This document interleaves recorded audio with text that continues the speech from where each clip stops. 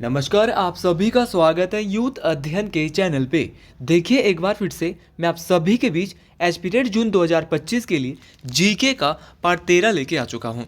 Part 13 का जो पहला क्वेश्चन है कि विश्व विज्ञान दिवस कब मनाया जाता है। तो अगर बात की जाए वर्ल्ड साइंस डे की, तो वर्ल्ड साइंस डे जो सेलिब्रेट किया जाता है वो 10 नवंबर को किया जाता है। तो ऑप्शन सी यहाँ से बिल्कुल सही हो जाएगा कि जो विश्व विज्ञान दिवस है वो 10 नवंबर को मनाया जाता है। अब क्वेश्चन पूछने वाला क्वेश्चन यहाँ से और भी बहुत सारे क्वेश्चन पूछ सकता है। क्वेश्चन पूछने वाला क्वेश्चन ये पूछ सकता है कि 28 फरवरी को क्या मनाया जाता है। तो 28 फरवरी को नेशनल साइंस डे, राष्ट्रीय विज्ञान दिवस के रूप में मनाया जाता है। अब अगर बात की जाए राष्ट्रीय विज्ञान दिवस की, इसको क्यों मनाया जाता है, तो ये सीवी रमन की याद में मनाया जाता है। और सीवी रमन की अगर मैं बात करता हूँ, इन्होंने रमन इफेक्ट की खोज की थी 1930 में। जो है इनको रमन इफेक्ट के लिए जो है क्या मिला था, नोबेल पुरस्कार। तो याद रखना, भारत के पहले वैज्ञानिक जिनको नोबेल पुरस्कार मिलता है तो इनका नाम था सीवी रमन। और इनके ही याद में जो है 28 फरवरी को नेशनल साइंस डे जो है भारत में मनाया जाता है। इस बात को आपने याद रखना है। बहुत सारे क्वेश्चन यहाँ से बनने वाले हैं। देखिए ऑप्शन में यहाँ पे 8 मार्च भी दिया है। क्वेश्चन ये भी पूछा जा सकता है कि 8 मार्च को क्या मनाया जाता है। तो अगर बात की जाए 8 मार्च की, तो 8 मार्च को जो है वो अंतर्राष्ट्रीय महिला दिवस, मोस्ट इंपॉर्टेंट है कि इंटरनेशनल वुमेन डे कब मनाया जाता है। तो अगर अंतर्राष्ट्रीय महिला दिवस की बात करते हैं तो ये 8 मार्च को मनाया जाता है। तो ये भी मोस्ट इंपॉर्टेंट बात है। अगर आप भी तैयारी कर रहे हो एचपीटेट जून, टीजेटी आर्ट्स की, जेबीटी की, एलटी की, तो हमारे बैचेज जो है वो शुरू हो रहे हैं 7876145409। आप इस नंबर पे कांटेक्ट कर सकते हैं। हमारी जो क्लासेज है वो लाइव प्लस रिकॉर्डेड क्लासेस हमारी शुरू हो रही है। आप अगर लाइव क्लासेस को नहीं दे सकते तो आप रिकॉर्डेड भी आराम से क्लासेस का मजा ले सकते हैं। और इसके साथ आपको जो है इस बैच के साथ जो है हैंड रिटन नोट्स भी आपको हमारे द्वारा जो है वो प्रोवाइड करवाए जाएंगे, जो कि बहुत हेल्प आपकी करने वाले हैं इस टेस्ट में। इस बैच की जो फीस है वो मात्र और मात्र 499 रुपीज़ है। तो आप जल्दी से हमारे बैचेज से जुड़िए और एनरोल हो जाइए, क्योंकि 5 फरवरी से हमारी क्लासेस जो है वो शुरू होने वाली है। अगर मैं बात करता हूँ कि फरवरी जो आपका मंथ होता है, इसमें कौन कौन से दिवस मनाए जाते हैं, तो फरवरी, अगर 2 फरवरी की मैं बात करता हूँ तो 2 फरवरी को विश्व आर्द्रभूमि दिवस। याद रखना है कि विश्व आर्द्रभूमि डे, यार इसको रामसर डे भी कहते हैं। तो रामसर डे जो है वो कब, तो ये 2 फरवरी को मनाया जाता है। विश्व कैंसर दिवस याद रखना है, वर्ल्ड कैंसर डे, ये 4 फरवरी को मनाया जाता है। इस बात को आपने याद रखना है। सारे के सारे डे आपसे पूछे जा सकते हैं। उसी प्रकार आपसे क्वेश्चन पूछा जा सकता है। विश्व रेडियो डे, तो याद रखना वर्ल्ड रेडियो डे 13 फरवरी को मनाया जाता है। और पुलवामा शहीद दिवस, जिसको ब्लैक डे भी कहते हैं, ये 14 फरवरी को। इसके साथ वैलेंटाइन डे, ये तो बहुत आसान है। लेकिन 21 फरवरी बहुत पूछा जाता है। अगर मैं 21 फरवरी की बात करता हूँ तो 21 फरवरी को इंटरनेशनल मदर लैंग्वेज डे मनाया जाता है, मतलब कि अंतर्राष्ट्रीय मातृभाषा दिवस। तो अंतर्राष्ट्रीय मातृभाषा दिवस जो मनाया जाता है, जिसको अंग्रेजी में इंटरनेशनल मदर लैंग्वेज डे कहते हैं, ये मनाया जाता है आपका 21 फरवरी को। तो सारे के सारे क्वेश्चन बहुत इंपॉर्टेंट है, परीक्षाओं में काम आने वाले। एक एक क्वेश्चन आपको याद रखना होगा। इसके अलावा बढ़ते अगले क्वेश्चन की ओर कि मानव शरीर में अस्थियों की कुल संख्या कितनी होती है। अगर बात की जाए मानव शरीर की में अस्थियों की, ह्यूमन का जो बॉडी होती है, बोन्स होती है ह्यूमन बॉडी में, वो कितनी होती है, तो आप सभी को पता है कि ऑप्शन ए बिल्कुल सही हो जाएगा सर, 206 होती है। अब क्वेश्चन पूछने वाला क्वेश्चन इतना ही नहीं पूछता है, आपको ये तो पता है कि मानव शरीर में जो है वो 206 हड्डियाँ होती है। लेकिन क्वेश्चन पूछने वाला क्वेश्चन ये भी पूछता है कि जो नवजात शिशु होता है उसमें कितनी हड्डियाँ होती है। तो नवजात शिशु में जो है वो 300 के आसपास हड्डियाँ होती है। इस बात को भी आपने याद रखना है। अगर मैं मानव शरीर की बात करता हूँ तो मानव शरीर की जो है वो सबसे बड़ी हड्डी कौन सी होती है, सबसे बड़ी जो बोन होती है वो कौन सी होती है। तो मानव शरीर की जो सबसे बड़ी हड्डी होती है वो जांघ की हड्डी होती है, जिसका नाम होता है फीमर। क्या नाम होता है, फीमर। तो इस बात को आपने याद रखना है, मानव शरीर की सबसे बड़ी हड्डी जांघ की हड्डी होती है, जिसको हम फीमर भी कहते हैं। उसी प्रकार अगर आपको सबसे बड़ी हड्डी मानव शरीर की पता है तो सबसे छोटी भी आपसे पूछी जाएगी। तो मानव शरीर की जो सबसे छोटी हड्डी है वो है कान की हड्डी। कान की हड्डी जिसका नाम है स्टेपीज। क्या नाम है, स्टेपीज। अगर बात की जाए कान की ना, स्टेपीज तो कान की सबसे छोटी हड्डी है। टोटल कान में भाई 3 हड्डियाँ होती है। एक होती है आपकी स्टेपीज, दूसरी होती है इनक्स, तीसरी होती है मेलेस। तो यार ना, मेलेस, इनक्स और स्टेपीज, और इन तीनों को ना क्या बोला जाता है, मेलेस, इनक्स, स्टेपीज। ये कान के अंदर 3 हड्डियाँ होती है, इसको ऑसिकल्स भी बोलते हैं। तो कानों की तीनों हड्डियों को ऑसिकल्स के नाम से जाना जाता है, ये भी आपको याद रखना है। और अगर मैं बात करता हूँ टोटल हड्डियों की तो 206 होती है। और नवजात शिशुओं में जो हड्डियाँ होती है वो 300 होती है। सबसे बड़ी हड्डी जो है वो जांघ की हड्डी फीमर होती है, और सबसे छोटी हड्डी कान की हड्डी स्टेपीज होती है। और कान में 3 हड्डियाँ होती है, इस बात को भी आपने याद रखना है। अगर आप टेट परीक्षा देने जा रहे हो ना यार, तो वहाँ पे आपसे कोई सा क्वेश्चन भी एग्जामिनर पूछ सकता है, आपको पता होना चाहिए। क्योंकि टेट परीक्षा ऐसी ऐसी परीक्षा जहाँ पर नॉर्मल बेसिक से साइंस के क्वेश्चन भी अब पूछे जाते हैं। किस युद्ध के बाद बाबर को कलंदर की उपाधि दी गई थी? तो अगर मैं बाबर को कलंदर की उपाधि की बात करता हूँ तो पानीपत के प्रथम युद्ध के बाद दी गई थी। अब पानीपत का प्रथम युद्ध कब हुआ, क्वेश्चन पूछने वाला तो क्वेश्चन ये भी पूछ सकता है। तो पानीपत का जो प्रथम युद्ध हुआ था वो 21 अप्रैल 1526 कब हुआ था भाई, एग्जैक्ट याद रखना है। 21 अप्रैल 1526 को पानीपत का पहला युद्ध होता है। अब किस किस के बीच होता है, क्वेश्चन तो ये भी पूछा जाता है। तो पानीपत का जो पहला युद्ध होता है वो इब्राहिम लोदी और बाबर, याद रखना है, मोस्ट इंपॉर्टेंट है कि इब्राहिम लोदी और बाबर के बीच जो है वो क्या होता है, इब्राहिम लोदी और बाबर के बीच जो है पानीपत की पहली लड़ाई, बैटल ऑफ पानीपत फर्स्ट होती है। और अगर मैं बात करता हूँ पानीपत की पहली लड़ाई में बाबर की जीत के साथ, ये बाबर जो है भारत में मुगल सल्तनत की नींव भी रखता है। तो भारत में मुगल सल्तनत की जो नींव रखी गई थी वो किसके द्वारा, बाबर के द्वारा रखी जाती है। इस बात को आपने याद रखना। और इब्राहिम लोदी की अगर बात करें तो ये लोदी वंश का अंतिम शासक था भारत के अंतर्गत, ये भी आपको याद रखना है। अगर मैं कलंदर की बात करता हूँ, इसको कलंदर की जो उपाधि बाबर को दी गई थी वो क्यों दी गई थी भाई? अगर कलंदर की उपाधि की बात करें तो कलंदर की जो उपाधि बाबर को दी गई थी वो उनके उदार होने के कारण, उदार थे भाई, उदार दिल के व्यक्ति थे बाबर, और जिसके कारण इनको जो है वो क्या दी गई थी, कलंदर की उपाधि दी गई थी। और कलंदर की उपाधि इनको पानीपत के प्रथम युद्ध के बाद मिली थी। अब ऑप्शन में बहुत सारी चीज़ें यहाँ पर दी है, जैसे कि आपका खानवा का युद्ध, क्वेश्चन पूछा जाएगा खानवा का युद्ध कब हुआ। खानवा का जो युद्ध हुआ था ये 16 मार्च 1527 कब हुआ था भाई, 16 मार्च 1527 को खानवा का युद्ध होता है। और खानवा का जो युद्ध हुआ था वो बाबर ने ही लड़ा था, और बाबर और राणा सांगा दो लोगों ने आपस में लड़ा था, बाबर और राणा सांगा। तो याद रखना है बाबर और राणा सांगा के बीच जो है वो खानवा की जो लड़ाई है वो लड़ी गई थी। और जो राणा सांगा है वो मेवाड़ के एक राजा थे। और खानवा के युद्ध को जीतने के बाद, याद रखना है 16 मार्च 1527 को खानवा का युद्ध होता है। और इस युद्ध को जीतने के बाद बाबर के द्वारा एक उपाधि ली जाती है, कौन सी उपाधि, गाजी। याद रखना है गाजी की जो उपाधि बाबर ने ली थी वो किस युद्ध को जीतने के बाद ली थी, तो गाजी की उपाधि जो बाबर ने ली थी वो खानवा के युद्ध को जीतने के बाद ली थी। इस बात को आपने याद रखना है, मोस्ट इंपॉर्टेंट बात है। देखिए अगर मैं गाजी शब्द की बात करता हूँ, आप अच्छे लेवल का अगर पेपर देने जाओगे कमीशन का, तो गाजी शब्द जो है एक अरबी भाषा का शब्द है और जिसका अर्थ होता है धावा बोलने वाला। तो धावा बोलने वाला था बाबर भाई। और चंदेरी का युद्ध, भाई चंदेरी के युद्ध की भी बात करते हैं। चंदेरी का युद्ध हुआ था 29 जनवरी 1528, याद रखना है 29 जनवरी 1528 को चंदेरी का युद्ध होता है। और चंदेरी का युद्ध जो है वो मुगलों और राजपूतों के बीच में होता है। मुगलों की ओर से आपको पता है बाबर था और राजपूतों की ओर से मेदिनी रॉय था। इसमें राजपूतों की हार होती है, मेदिनी रॉय की हार होती है, इस बात को आपने याद रखना। इसके बाद ऑप्शन में घाघरा का युद्ध दिया है। घाघरा का जो युद्ध हुआ था वो हुआ था 6 मई 1529। तो 6 मई 1529 को जो है वो बैटल ऑफ घाघरा होती है। और बैटल ऑफ घाघरा में जो है वो अफगानों के साथ बाबर लड़ाई लड़ता है 6 मई 1529 को, जिसमें अफगानों की हार होती है। ये जो है वो घाघरा नदी के किनारे ये युद्ध जो है वो लड़ा गया था। इसके बाद 1530 में जो है बाबर की मृत्यु हो जाती है। ये एग्जैक्ट अगर बोलूँ तो 26 दिसंबर 1530 को जो है बाबर की जो है वो एक बीमारी के कारण जो है क्या हो जाती है, मृत्यु हो जाती है। अगर बात की जाए यहाँ पर किस प्रकार से इन युद्धों को याद रखना है, तो सबसे पहले बाबर ने पानी पिया 26 में, 27 में खाना खाया, 28 में चल दिया मतलब चल दिया से चंदेरी, 29 में घाघरा पहना और 30 में मर गया। बोलेंगे 26 में पानी पिया मतलब कि 1526 में पानी पिया से पानीपत का युद्ध, 27 में खाना खाया, खाना से खानवा का युद्ध, याद रखना 27 में खाना खाया और चांद पे गया या चल दिया, कुछ भी बोल सकते हैं। चांद से चंदेरी, याद रखेंगे चांद पे गया और घाघरा पहना 29 में, तो घाघरा का युद्ध 1529।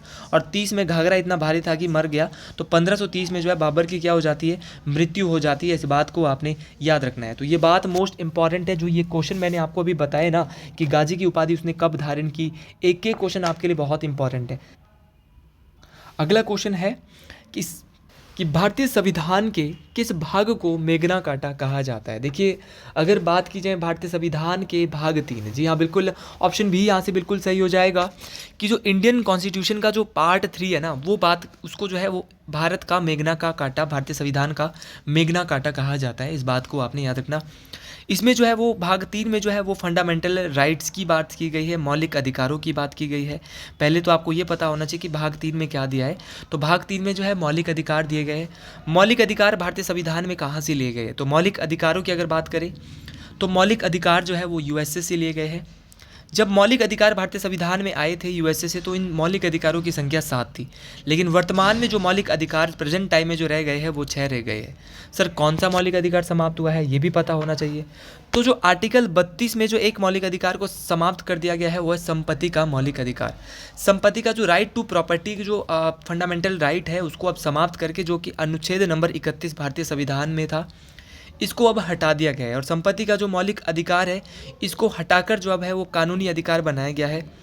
कानूनी अधिकार बनाया गया है। अगर मैं कानूनी अधिकार इसको बनाकर इसको लीगल राइट बना दिया गया है और भारतीय संविधान के 300 के 1 में डाला गया है, तो अब मौलिक अधिकारों की जो संख्या है वो 6 रह गई है।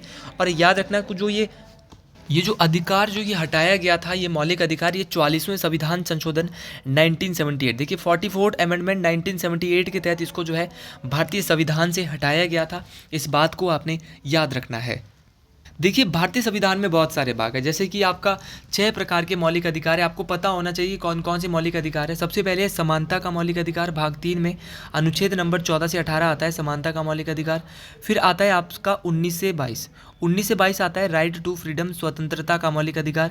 फिर आता है 23 और 24 शोषण के विरुद्ध अधिकार, आपको याद रखना है, जिसको बोलते हैं राइट अगेंस्ट एक्सप्लोटेशन। उसके बाद आता है अनुच्छेद नंबर 25 से 28। अनुच्छेद नंबर 25 से 28 की अगर बात की जाए तो वो है धार्मिक स्वतंत्रता का अधिकार, राइट टू रिलीजियस फ्रीडम। फिर है शिक्षा एवं संस्कृति का अधिकार 29 और 30 में। और फिर आता है आपका संवैधानिक उपचारों के अधिकार अनुच्छेद नंबर 32 में। मोस्ट इंपॉर्टेंट है, छः के 6 मौलिक अधिकार मैं आपको बता चुका हूँ, जो कि मोस्ट इंपॉर्टेंट आपसे परीक्षाओं में पूछे जाएंगे। देखिए अगर यहाँ पर जो है वो भाग 4 दिया है, भाग 4 में जो है वो डीपीएसपी की बात होती है। Directive principle of state policy कहाँ से लिया है भाई? आयरलैंड। कौन सी देश के संविधान से लिया है? आयरलैंड के देश के संविधान से लिया है। राज्य की नीति निर्देशक तत्व, इस बात को आपने याद रखना है, मोस्ट इंपॉर्टेंट बात है। राज्य के नीति निर्देशक तत्व भारतीय संविधान के अनुच्छेद नंबर 36 से 51 के बीच में इनका जिक्र किया जाता है। इस बात को आपने याद रखना है, मोस्ट इंपॉर्टेंट बात है। उसी प्रकार आपका भाग 4 का ए जो है इसमें मौलिक कर्तव्यों की बात की गई है। और मौलिक कर्तव्य मतलब कि फंडामेंटल ड्यूटीज़, ये यूएसएसआर से लिए गए हैं, रशिया से अगर मैं कहूँ तो ये आपका ठीक रहेगा। फंडामेंटल ड्यूटीज़ मौलिक कर्तव्य जो है भारतीय संविधान में कुल 11 मौलिक कर्तव्यों की बात की गई है। और ये भारतीय संविधान के पार्ट 4A और अनुच्छेद नंबर 51 के ए में बताए गए हैं, दर्शाए गए हैं। और पार्ट 1 की अगर मैं बात करता हूँ, भारतीय संविधान का जो भाग 1 है वो बात करता है संघ एवं उसके राज्य क्षेत्र की, इस बात को आपने याद रखना है। भाग 1 जो है वो अनुच्छेद नंबर 1 से 4 की जो है वो भाग 1 बात करता है, इस बात को आपने याद रखना है। तो हर एक बात हम यहाँ से आपको बता रहे हैं, सारी चीज़ें मोस्ट इंपॉर्टेंट है, लेकिन आपको इनको बहुत अच्छे से पढ़ना है। अगला क्वेश्चन बहुत ही इंटरेस्टिंग है कि rise of the Maratha power नामक पुस्तक किसके द्वारा लिखी गई? तो अगर बात की जाए rise of the Maratha power book की, तो ये बुक जो लिखी गई थी वो महादेव गोविंद रनाडे जी के द्वारा लिखी गई थी। महादेव गोविंद रनाडे की अगर मैं बात करता हूं तो इनको महाराष्ट्र का सुकरात, ऐसा क्वेश्चन टेट में आ सकता है कि महाराष्ट्र का सुकरात के नाम से किसे जाना जाता है। तो महाराष्ट्र का सुकरात जो है वो किसको कहते हैं? तो महाराष्ट्र का सुकरात जो है वो महादेव गोविंद रनाडे जी को कहा जाता है, इस बात को आपने याद रखना है। इनके द्वारा एक और बुक भी लिखी गई थी जिसका नाम था एसेज ऑन इंडियन इकोनॉमी। तो याद रखना, एसेज ऑन इंडियन इकोनॉमी जो बुक है वो किसके द्वारा लिखी गई थी? तो ये बुक जो लिखी गई थी वो भी इनके द्वारा। तो एसेज ऑन इंडियन इकोनॉमी और जो दूसरी बुक है इनकी वो है rise of the Maratha power. तो ये सारी किताबें आपको इनकी याद रखनी है, मोस्ट इंपॉर्टेंट है, परीक्षाओं में ये पूछी जाएगी। इसके अलावा अगर ऑप्शन में भाई महात्मा गांधी दिया है, अगर महात्मा गांधी की बात करें तो इनके द्वारा हिंद स्वराज बुक लिखी गई थी। आपकी ग्राम स्वराज बुक इनके द्वारा ही लिखी गई थी। सत्याग्रह इन साउथ अफ्रीका, ये भी महात्मा गांधी के द्वारा ही लिखी गई थी। मेरे सत्य के प्रयोग ये पत्रिका भी जो है महात्मा गांधी के द्वारा ही लिखी गई थी। तो सारी की सारी किताबें जो है वो महात्मा गांधी के द्वारा लिखी गई थी। माई एक्सपेरिमेंट विद ट्रूथ, ये भी महात्मा गांधी ने ही लिखी थी। इसके अलावा महात्मा गांधी की और भी बहुत सारी किताबें हैं, लेकिन आपको इतनी याद रखनी है, India divided, India of my dreams और सत्याग्रह इन साउथ अफ्रीका, ग्राम स्वराज, हिंद स्वराज इनकी सबसे इंपॉर्टेंट बुक है। मेरे सत्य के प्रयोग, ये क्वेश्चन भी, ये बुक भी इनकी बहुत ज़्यादा इंपॉर्टेंट है। इसके अलावा ऑप्शन में तो भाई रविंद्रनाथ टैगोर भी दिया है। अगर मैं रविंद्रनाथ टैगोर की बात करता हूँ, इनको गुरुजी के नाम से जाना जाता है। इनके द्वारा जो किताबें पुस्तकें जो लिखी गई थी, गार्डनर इनके द्वारा लिखी गई थी, गोरा इन्होंने लिखी थी, हुंगरी स्टोन्स इनके द्वारा लिखी गई थी, चांडालिका इन्होंने जो है वो लिखी थी। इसके अलावा इनकी जो है आपकी चित्रगंधा है, गीतांजलि है, विसर्जन है। अगर मैं इनकी बुक बात करता हूँ गीतांजलि की, गीतांजलि एक इनकी ऐसी बुक है जिनके लिए इनको नोबेल पुरस्कार, पूरे एशिया में सबसे पहले नोबेल पुरस्कार मिलता है। बुक लिखी थी तो इसी के लिए मिला था। तो कौन सा क्षेत्र था? साहित्य। तो दुनिया का सबसे बड़ा पुरस्कार रविंद्रनाथ टैगोर को पूरे एशिया में सबसे पहले मिला था। पूरे एशिया और भारत में सबसे पहले कब मिला था भाई? 1913 में।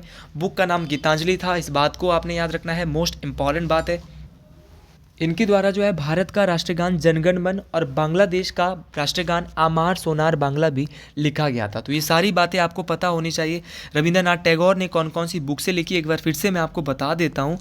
इनके द्वारा गार्डनर, गोरा, हुंगरी स्टोन्स, चांडालिका, चित्रगंधा, गीतांजलि और विसर्जन, ये सारी की सारी किताबें जो है वो रविंद्रनाथ टैगोर के द्वारा जो है लिखी गई थी। इस बात को आपने याद रखना है। अगला क्वेश्चन बहुत ही इंपॉर्टेंट क्वेश्चन और परीक्षाओं में काम आने वाला क्वेश्चन कि लोनार झील भारत की किस राज्य में स्थित है? तो अगर बात की जाए लोनार झील की, तो लोनार झील जो है भारत के महाराष्ट्र में स्थित है। ऑप्शन बी यहाँ से बिल्कुल सही हो जाएगा। देखिए, अगर लोनार झील की मैं बात करता हूँ तो इसका जो निर्माण है वो उल्का के द्वारा, किसके द्वारा हुआ था? इस बात को आपने याद रखना, मेट्रॉइड जिसको हम कहेंगे। तो उल्का पिंड के टकराने से भारत में किस झील का निर्माण हुआ है? तो है आपकी लोनार झील। महाराष्ट्र की जो लोनार झील है ये बहुत ज़्यादा फेमस है, बहुत बार ये परीक्षाओं में पूछी जाती है। लोनार झील जो है खारे पानी की, कैसी झील है भाई? खारे पानी की झील है। इस बात को आपने याद रखना, उल्का पिंड के टकराने से इसका निर्माण हुआ है। इस बात को भी आप याद रखेंगे। इसके अलावा ऑप्शन में जो है वो उड़ीसा दिया है। अगर मैं उड़ीसा की बात करता हूँ तो उड़ीसा में चिल्का झील है। चिल्का झील जो है भारत की सबसे बड़ी लैगून झील है। इस बात को आपने याद रखना है। और भारत की सबसे बड़ी खारे पानी की तटीय झील भी है चिल्का झील, जो कि कहाँ पर है? उड़ीसा में। इस बात को आपने याद रखना है। इसके अलावा ऑप्शन कोई ऐसे बड़े नहीं है जहाँ पर जो है, जैसे आपके राजस्थान, अगर मैं राजस्थान की बात करता हूँ तो राजस्थान में आपकी जैसे कि राजसमंद झील है, जयसमंद झील है, फतेह सागर झील है, डिडवाना झील है, आपकी सांबर झील है। ये सारी की सारी झीलें जो है कहाँ पर है? आपकी जो है कहाँ पर है भाई? राजस्थान में है। तो आपने सारी झीलें याद रखनी है। सांबर झील की अगर मैं बात करता हूँ तो ये भारत की सबसे बड़ी खारे पानी की, तो याद रखना भारत की सबसे बड़ी खारे पानी की अंतःस्थलीय इनलैंड लेक है। कौन सी भाई? सांबर झील। याद रखना है, मोस्ट इंपॉर्टेंट है सांबर झील के बारे में। तो सांबर झील जो है भारत की सबसे बड़ी खारे पानी की झील है। इस बात को आप याद रखेंगे। उसी प्रकार भारत की सबसे बड़ी मीठे पानी की झील कौन सी है? तो भारत की सबसे बड़ी मीठे पानी की झील है वुलर झील। कौन सी झील है? वुलर झील। मोस्ट इंपॉर्टेंट है, दो स्टार मार्क आप यहाँ से लगाएंगे। वुलर झील जो है भारत की सबसे बड़ी खारे पानी की झील है, सबसे बड़ी मीठे पानी की झील है। सबसे बड़ी खारे पानी की तो सांबर है, राजस्थान में है। जम्मू कश्मीर की बात करता हूँ तो जम्मू कश्मीर में आपकी वेरी नाग, शेष नाग, जहाँ भी आपको पीछे ना नाग नज़र आ रहा है वो सारी की सारी झीलें कहाँ होगी? जम्मू कश्मीर। जैसे कि अनंतनाग, बैरी नाग, शेष नाग, नागिन झील, विशन, अब नाग होगा तो उसमें विष भी होगा तो विशन सागर झील, मानसबल झील, ये सारी की सारी झीलें जो है वो कहाँ पर है? जम्मू कश्मीर में स्थित है। अगर मैं बात करता हूँ इसके बाद अन्य झीलों की, जैसे कि आपकी एक भारत की ऐसी झील है जो कि मणिपुर में है और मणिपुर में है, उस झील का नाम है लोकटक झील। अगर मैं लोकटक झील की बात करता हूँ तो इस झील में जो है वो विश्व का एकमात्र तैरता हुआ राष्ट्रीय पार्क है जिसका नाम है केबुल लामाजाओ। तो केबुल लामाजाओ एकमात्र नेशनल पार्क है विश्व का तैरता हुआ जो कि मणिपुर की लोकटक झील में स्थित है। अगले क्वेश्चन की बात करते हैं कि गंगा को बांग्लादेश में किस नाम से पुकारा जाता है? तो गंगा को बांग्लादेश में पद्मा कहा जाता है। और उसी प्रकार अगर गंगा को बांग्लादेश में पद्मा कहते हैं तो ब्रह्मपुत्र को क्या कहते हैं? जमुना कहते हैं। और जब पद्मा और जमुना इकट्ठे मिलते हैं तो आगे जाकर ये क्या बनाते हैं? मेघमा। तो ये बात भी आपको याद रखना, पद्मा और जमुना नदी, जमुना जो है ब्रह्मपुत्र नदी का नाम बांग्लादेश में हो जाता है और पद्मा जो है वो गंगा का हो जाता है। बहुत बार टेट परीक्षाओं में सीधा क्वेश्चन आया है। और आगे जाकर ये क्या बनाते हैं? मेघना। और यही मेघना आगे जाकर क्या बनाएगा? विश्व का सबसे बड़ा डेल्टा सुंदरवन डेल्टा, जो कि पश्चिम बंगाल, कहाँ पर स्थित है भाई? पश्चिम बंगाल में स्थित है। इस बात को आपने याद रखना है, मोस्ट इंपॉर्टेंट है। तो मेघना का निर्माण किन दो नदियों से होता है? ये भी क्वेश्चन आता है। तो इनका निर्माण पद्मा और जमुना, दो नदियाँ से होता है। पद्मा जो है गंगा को कहा जाता है बांग्लादेश में और जमुना जो है ब्रह्मपुत्र को कहा जाता है। तो आज के लिए हम अपनी वीडियो को यहीं रोकते हैं। अगर आपको ये वीडियो अच्छी लगी है तो कमेंट बॉक्स में एक बार आप जरूर लिखें हर हर महादेव। आज के लिए इतना ही, मिलते हैं अगली वीडियो में एक बार बहुत जल्द। हर हर महादेव, जय माठारी, जय श्री गुरु महाराज, हर हर महादेव।